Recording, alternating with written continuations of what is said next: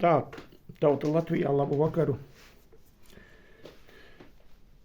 Tā tad uztaisīsim mazo video. Tā es vēl, kā redziet, savu jauno Milwaukee reklamēju sapurīti, jā, ko man Milwaukee puikas iedāvināja.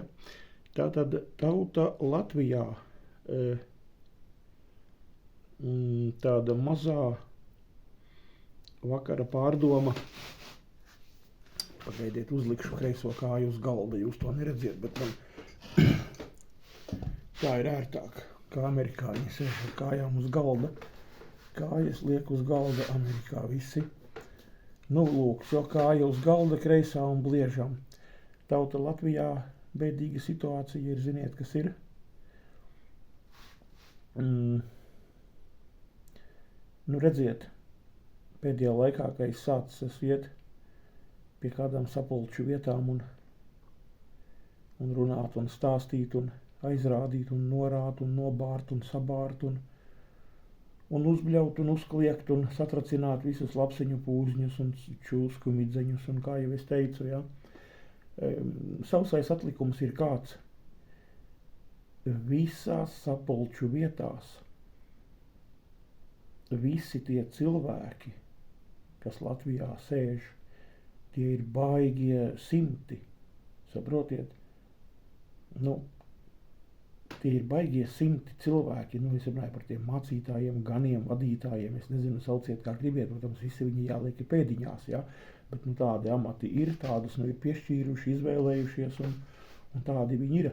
Jo pastieties, katrā pilsētā ir pa 5, 6, 10 draudzēm, ja ne tur vairāk un nerunājiet jau par Rīgu kopā, tie baigie simti, ja ne 1000, tur nosauksim mācītāji, sākot no galīgiem tur gados jauniem, ja, beidzot jau ar tur atvaļinātiem pensionētiem un tādiem cilvēkiem, ja.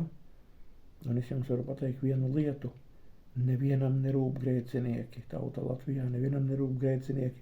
Nu, tāds sausais atlikums pēc tām manām iešanām, piemēram, Jelgavā, ja, jo Rīgā es sludinājis, esmu pie prieka vēsts tieši galeškajiem, sātanistiem, parazītiem un Ozoliņkevičam, Modrim, kuris tur un Parijancam Unijas ielā, ja, un visiem šitiem Jelgavas pentekostiem, Rekutaga baptistiem, ja. Bet grēciniekiem es esmu tikai sludinājis Jelgavā, pie pasāžas daudzas reizes un tajā pils saliņā. Arī te laikam vienu sestdienu vai kad bija, kur man bija video, ja. Un kāds ir sausais atlikums, ātri pateikšu. Tad sludinot grēciniekiem Jelgavā, ja, es esmu ieraudzījis, ka viņi ir tur pilns ar cilvēkiem. Visi viņi ir pazuduši. Nu, to mēs zinām, ticīgie, ja. Daži. Ne visi, bet daži. Mēs redzam, ka viņi ir pazuduši. Viņi iet staigājās pa skulptūru, to Jelgavas tur tādu dārzu, viņi dara to, viņi fotografē, viņi iet kafejnīcā, viņi pasēž, viņi iznāk ārā, viņi pāriet pāri tur tam jaunajam Driksas tiltam, viņi staigā, viņi atpūšās, viņi tur defilē, ja, kā tur franči vai kas teiktu, un viss šitas te jau, un viņiem skaitās baigais tas kultūras pasākums un aiziet tur un apstās smilšu tās un ledus šitās un to un šo un pēc tam iekāp mašīnā un aizbrauc mājā un pēc tam tur, nezinu, lielveikalā un ņamu un vakarā sēž un runā un mēs bijām tur un mēs šitā un reku tur kam bildes, kam video un visi šitā un visiem dzīve rit, jā, apmēram, bet tauta Latvijā jebkurā brīdī Dievs viņus, nu kā lai mēs sakam, atsauc prom no zemes, jā, nu, un viss, un viņi ir pa galam. Nu, ar to es gribēju teikt, ka cilvēki nomirst, ja citi savā dabīgā nāvē, citi nomirst traģēdijās, avārijās, ar visām slimībām, ar visu, ja.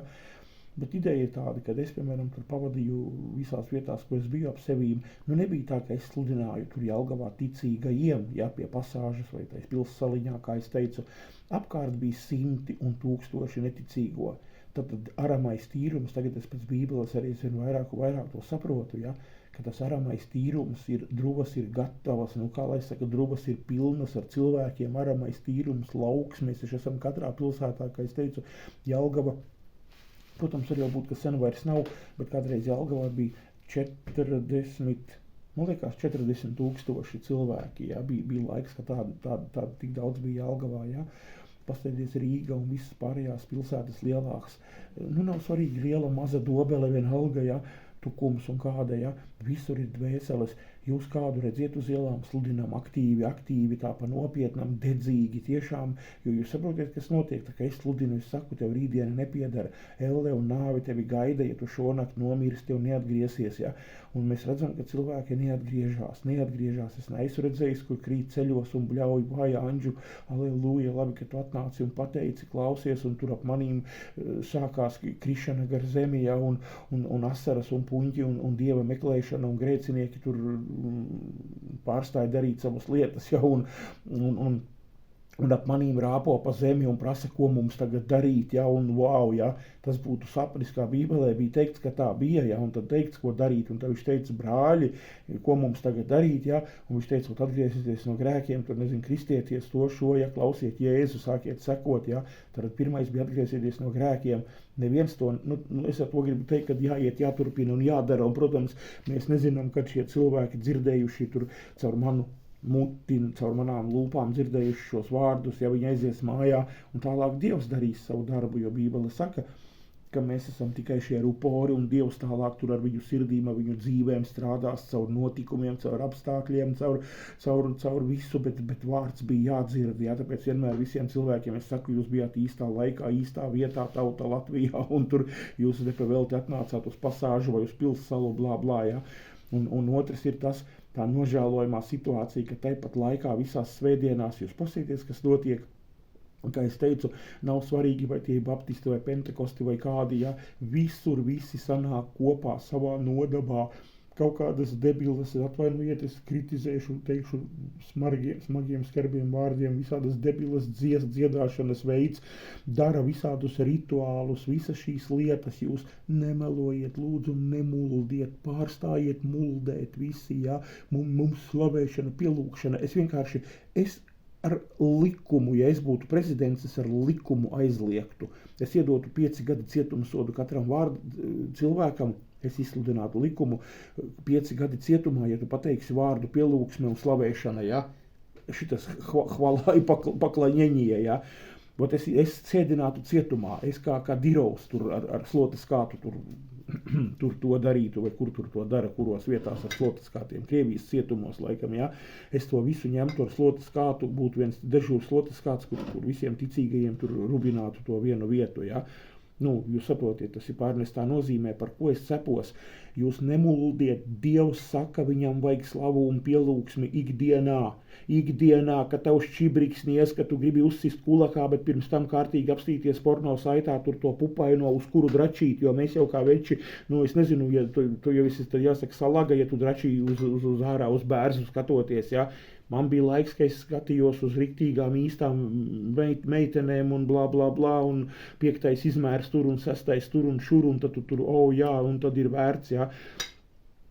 Un tas ir tāds negatīvais, ko es stāstu, lai jūs saprastu, kad šajā brīdī man bija jādara gals miesas darbībai, un Dievs būtu teicis, Andri, tagad ir īsta hvalā un paklaņeņie, ka tu tajā brīdī, ka tev nāca sātans, un ka tava miesa, un ka viss kopā, un ka tu iegāji porno saitā, un gāji, tu mani nepielūdzi un neslavēji caur to, bet vienu brīdi, kad tu saprati, ka jādara tam ir gals, tu pārstāji, tu stājies tam pretī, jo kārdināšana ir liela, sātans nāk virsū, čuks tajā ausī, un tu it kā nē, un pēc tam tev čuks tajā, un sātans sakali klāt, apskaties, bišķi, vienreiz jau var, izdarīsi, un atkal Bībele saka, nožēlosi, un Dievam prasīsi piedošanu, reku uzreiz sātanas man nocitē, bet reku ir teikts, ka viņš ir uzticams un taisns un piedos, ja, un tā 40 gadus tik dračīja, un sātanas otrā pusē tik čukstu, bet reku raksti taču saka, ka tu izdarīsi, jā, slikti, bet pasaki nožēlo, piedod, un tev piedos, un paiet 3 stundas, un tu gribi atkal, un tu dari atkal, un ko viņš saka, atkal saki piedod, un tev atkal piedos, ja, mīļie cilvēki, klausieties, tad jau sanāk, kad mēs varam visu darīt un šitā te, un tad beigās es tur porno, un tad es vienu dienu tur, nezinu, sākšu zakt un sākšu vēl ko darīt un vēl ko, un nezinu, tur, sapratāt tā domu, un sāksim darīt tādus grēkus un tādus, un grēksies vairumā, un sātans tik čukstēs, bet reku ir rakstvieta, reku izmanto šito, izmanto to, un beigās vienu dienu kaps un nāve. jeb otrādi, un tagad beigās tu nonāc ellēne debesīs aizvarot acis, jo saprotiet, kas pa pīču ir. Mēs tieši kā mums būs, mēs, kad nomirsim, ja, tā tava nāve būs tur, es nezinu, es jau reiz stāstīju vienā video, tā nāve būs tur kaut kāda, nav tā, ka tu tā kā gaismu slēdzi, hops, ir gaisma, hops, nav gaisma, ja.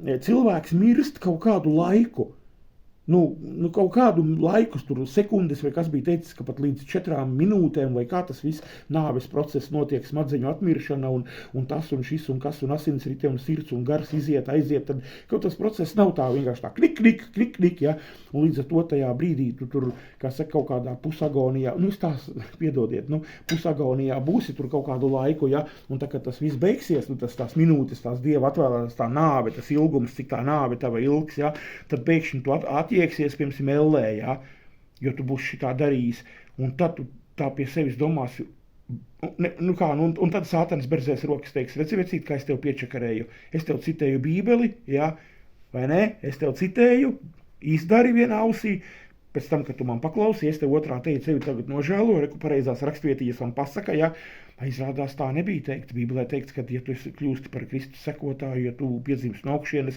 tu nedrīksti grēkot. Ja vēl Bībele saka, ka ticīgie, kas ir īstie ticīgie, tie negrēko, tie bez grēka, mīļie cilvēki. Es arī par to visu katru dienu cepos.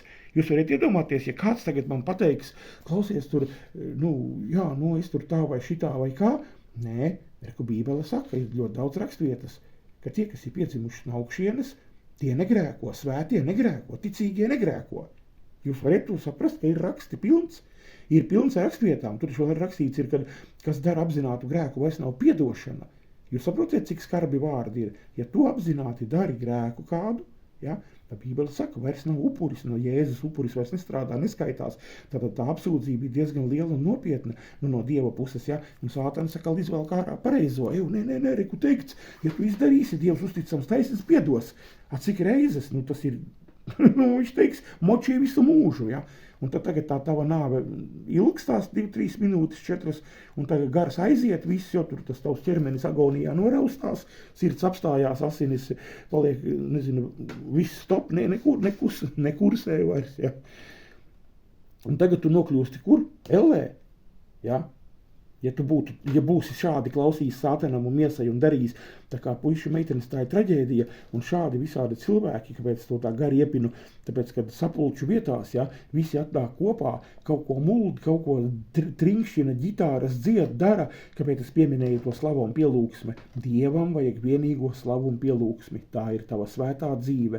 Pēc rakstiem aizvien vairāk un vairāk es to saprotu, es par to biju interesējies, man tas arī visu laiku likās, vai tā tiešām tā ir, ka Dievs grib, ka tu atnāc svētdien, tur trinkšķini, dzied, pinkšķini, slavē, lēkā, klapē, muzika, dūmi, sērs, uguņi, gaismas muzika, tumbas, tas viss.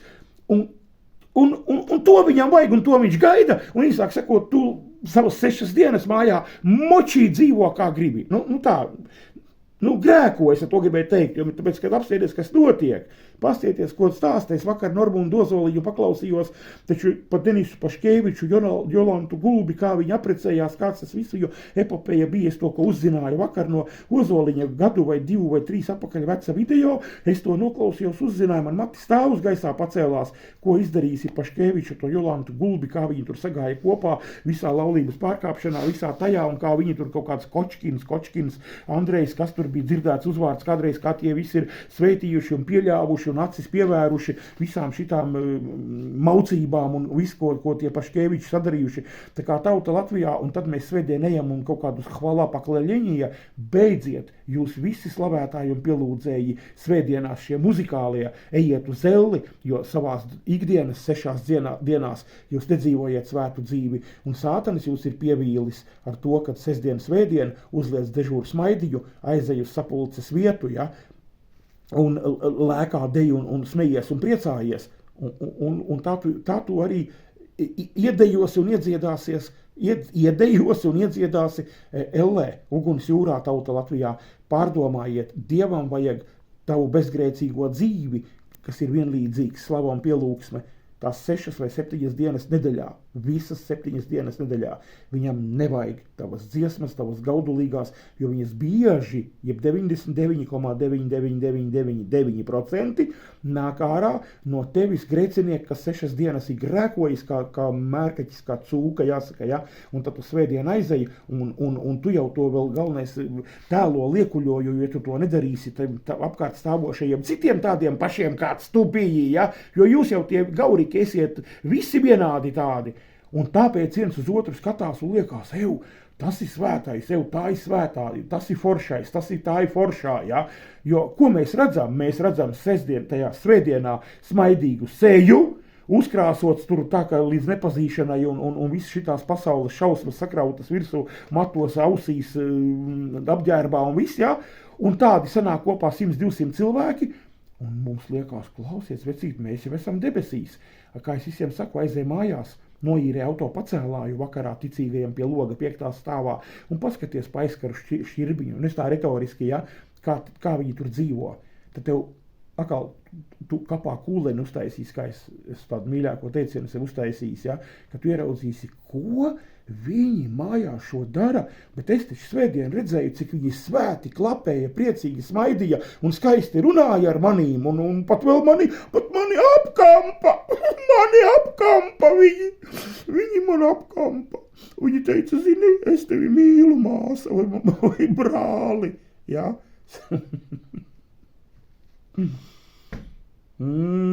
Tauta Latvijā ar pātagu. Atcerieties, kā Jēzus ar pātagu ņēma un no tā tempļa visus izdzina ārā ar pātagu jums, tauta Latvijā. Saprotiet?